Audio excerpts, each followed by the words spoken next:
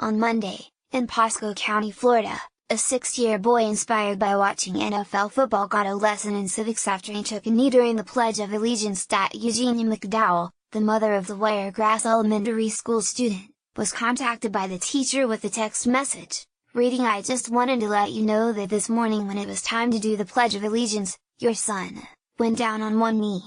I know where he had seen it, but I did tell him that in the classroom we are learning what it means to be a good citizen. We're learning about respecting the United States of America and our country symbols and showing loyalty and patriotism, and that we stand for the Pledge of Allegiance. I know it's a sensitive issue, but I wanted to make you aware.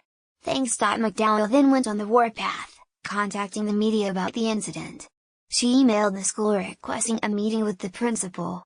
She later recalled, "In my email, I wrote we may have to consider changing his classroom. I wasn't ready to make that decision until a discussion with them, the school principal and teacher, took place.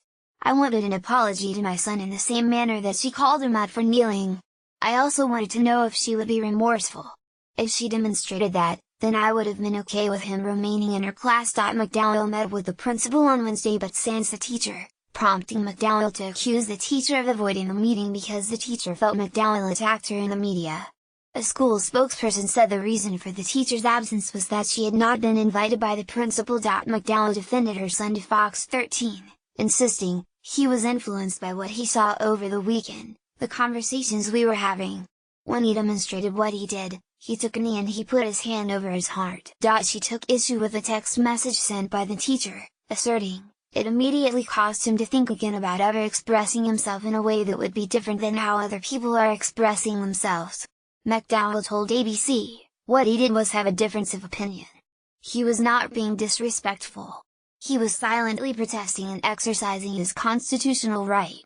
My concern is she infringed upon his constitutional right to express himself, to protest peacefully, and she also made him feel like his decision to come up with his own opinion about things was the wrong thing to do."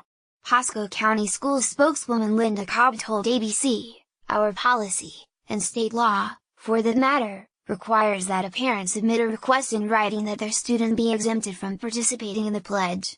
She added McDowell didn't submit a letter to the school, and that if she did, the student would have been exempt, adding, "If he had that exemption, nothing would have been said." Students could stand, students could kneel, they don't have to put their hand on their heart. They just have to be respectful of the students who are participating. McDowell said the school and the teacher agreed with her that her son should be in a different class. She concluded, "We are no longer going to be silenced, our voices will be heard, and our little black boys that sit in classrooms today, not just my son but every other child that looks like him, they are not going to be silenced."